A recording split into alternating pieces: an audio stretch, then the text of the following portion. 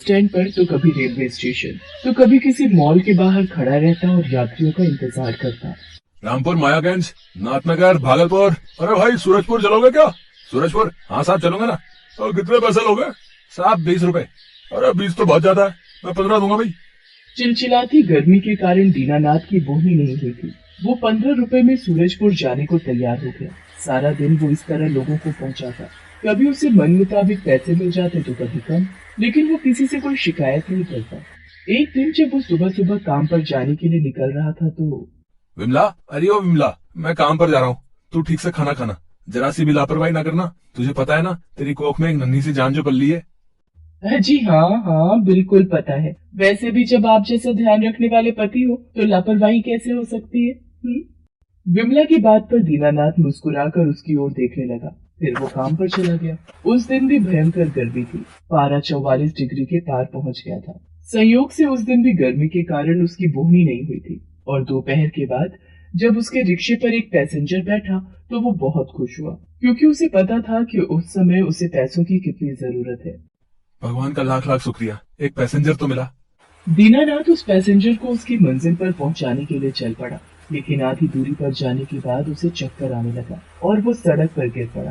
उसे रास्ते में लकवे का अटैक आ गया। उसके हाथ पैर ने काम करना बंद कर दिया और उसका मुंह भी टेढ़ा हो गया। किसी तरह उसके कुछ दोस्तों ने उसे अस्पताल पहुंचाया। विमला भी भागी भागी अस्पताल पहुंची। देखना विमल, क्या हो गया? मेरे हाथ पैर काम नहीं कर रहे यार भाई, मैं तुमसे ठीक से बात भी नहीं कर पा रहा हूँ। अब बता कैसे चलेगा हमारा जीवन, क्या होगा हमारे आने वाले बच्चे का भाई? विमला क्या जवाब देती है अपने पति के सवालों का? कुछ दिनों बाद वो अस्पताल से घर आ गया, लेकिन वो सवाल अब भी सवाल ही बना हुआ था कि अब घर कैसे चलेगा। 2 दिनों से उसके घर में अन्न का एक दाना भी नहीं था। वो बेचारा इतना असहाय था कि बिस्तर पर पड़े पड़े रोता रहता। अरे आप रोते क्यों हैं? दुख दिया है भगवान ने तो वो इससे निकालेगा भी। आप चिंता न करें, मैं चलाऊंगी रिक्शा, मैं करूंगी काम, फिर से सारी चीजें ठीक हो जाएंगी। तू, अरे ऐसी हालत में तू कैसे काम करेगी? हे भगवान, ये किस संकट में आपने हमें डाल दिया। आप चिंता नहीं करें, संकट है तो संकट टलेगा भी। मैं करूंगी काम। आज तक आपने किया है ना, आपने रखा है ना मेरा ध्यान, अब मेरी बारी है। गर्भवती विमला रिक्शा चलाने लगी। शरीर को जला देने वाली भीषण गर्मी में वो रिक्शा चलाती और लोगों को एक जगह से दूसरी जगह पर पहुंचाती। हालांकि कुछ लोग उसके रिक्शे में बैठने से कतराते और कुछ आसानी से बैठ जाते। अरे तू चला लेगी ना रिक्शा है? हाँ साहब, क्यों नहीं चलाऊंगी, ये मेरा काम है, यही रोटी है मेरी। पसीने से लथपथ और एक मासूम जिंदगी को अपने पेट में लिए विमला अपने परिवार की गाड़ी किसी तरह खींच रही थी। लेकिन अभी तो उसके जीवन में एक और तूफान आने वाला था। यमलोक में यमराज अपने यमदूतों से उसके पति दीनानाथ को लाने की बातें कर रहे थे। यमदूतो, बहुत दिन हो गए मैं पृथ्वी लोक नहीं गया हूँ, इसलिए इस बार इस व्यक्ति को लाने मैं स्वयं जाऊंगा और पृथ्वी लोक का थोड़ा भ्रमण भी कर लूंगा। यमराज ने एक बुजुर्ग व्यक्ति का वेश बनाया और पृथ्वी लोक पर पहुंच गए। पृथ्वी लोक धीरे धीरे कितना बदल गया है, कितने वाहन हो गए हैं सड़क पर, क्यों न मैं भी कोई वाहन ले लूं और थोड़ा भ्रमण कर लूं।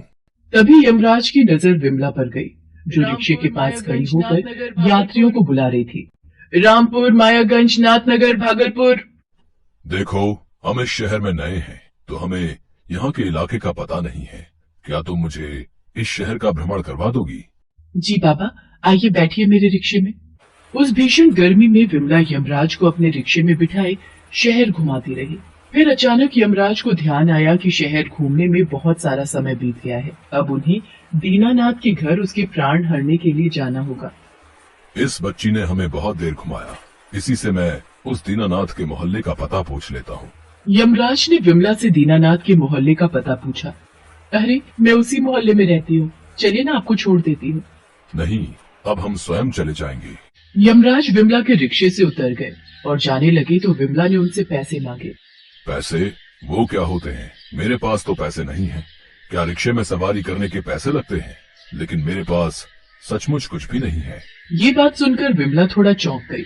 वो तो इसी आस में उस बूढ़े व्यक्ति को घुमा रही थी कि उसे कुछ पैसे मिलेंगे, लेकिन उसके पास तो पैसे थे ही नहीं। कोई बात नहीं बाबा, पैसे नहीं है तो क्या कर सकते हैं, आप कहिए तो मैं पति तक आपको छोड़ दूं जहां आपको जाना है। अरे नहीं नहीं, मैंने कहा ना, मैं स्वयं चला जाऊंगा। तुम्हारा बहुत बहुत धन्यवाद। यमराज पैदल ही दीनानाथ के मोहल्ले की ओर निकल पड़े। वो चलते रहे, लेकिन उन्हें दीनानाथ का घर नहीं दिखा। गर्मी के कारण उन्हें प्यास भी बहुत लग रही थी। उनका गला सूखा जा रहा था। ओह, कितनी प्यास लग रही है, मेरा गला सूखा जा रहा है। तभी उनकी नजर एक पानी की बोतल बेचने वाले पर गई। उनका मन पानी पीने का कर रहा था, लेकिन उनके पास तो पानी खरीदने के लिए पैसे ही नहीं थे। तभी उन्हें विमला फिर से दिखाई दी, जो उसी तरफ रिक्शा लेकर आ रही थी। उस परेशान बूढ़े व्यक्ति को फिर से देखकर विमला उसके पास गई और कहा, क्या हुआ बाबा, क्या आप उस पते तक नहीं पहुंच पाए? चलिए ना, मैं आपको छोड़ देती हूँ। नहीं बेटी, मैं चला जाऊंगा, लेकिन मुझे जोरों की प्यास लगी है। क्या तुम मुझे पानी पिला दोगी? क्योंकि मेरे पास तो पैसे नहीं हैं। अरे क्यों नहीं। विमला की कमाई उस दिन सिर्फ 12 रुपए ही हुई थी। उसने उन 12 रुपयों से पानी की बोतल खरीदकर यमराज के वेश में उस बूढ़े आदमी को दे दी। यमराज विमला के प्रेम और दया से भरे हृदय को देखकर बहुत खुश हुए और कहा, बेटी, तुम्हारा दिल दया से भरा हुआ है। मेरे पास रुपए तो नहीं है, लेकिन आशीर्वाद है। मैं तुम्हें सदा सुहागिन रहने का आशीर्वाद देता हूँ। उसके बाद यमराज दीनानाथ के घर उसके प्राण हरने के लिए पहुंच गए, और जैसे ही वो उसके प्राण हरने लगे तो विमला वहां आ गई। उन्होंने उस बूढ़े इंसान को यमराज के वेश में देखा तो, बाबा आप कौन हैं और ये क्या कर रहे हैं आप? मैं यमराज हूँ बेटी, इसके प्राण हरने आया हूँ। ये आप क्या कह रहे हैं बाबा? अभी अभी आपने मुझे सदा सुहागन रहने का आशीर्वाद दिया और अभी मेरे पति को मार रहे हैं आप? ये तुम्हारे पति हैं?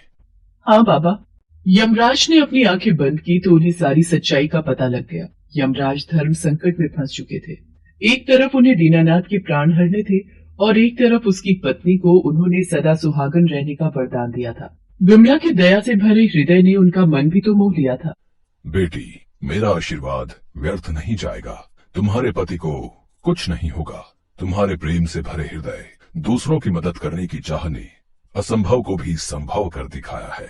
मैं इसके प्राण नहीं हरूंगा, और हाँ, मैं तुम्हारे पति को अभी के अभी स्वस्थ होने का आशीर्वाद भी देता हूँ। उसके बाद यमराज ने दीनानाथ को पूरी तरह स्वस्थ कर दिया और उसे ढेर सारा आशीर्वाद दिया और उनका घर धन धान्य से भी भर दिया। फिर वे यमलोक को प्रस्थान कर गए। ये देखकर विमला और दीनानाथ दोनों की आंखों में आंसू थे और वे बार बार यमराज को धन्यवाद कर रहे थे।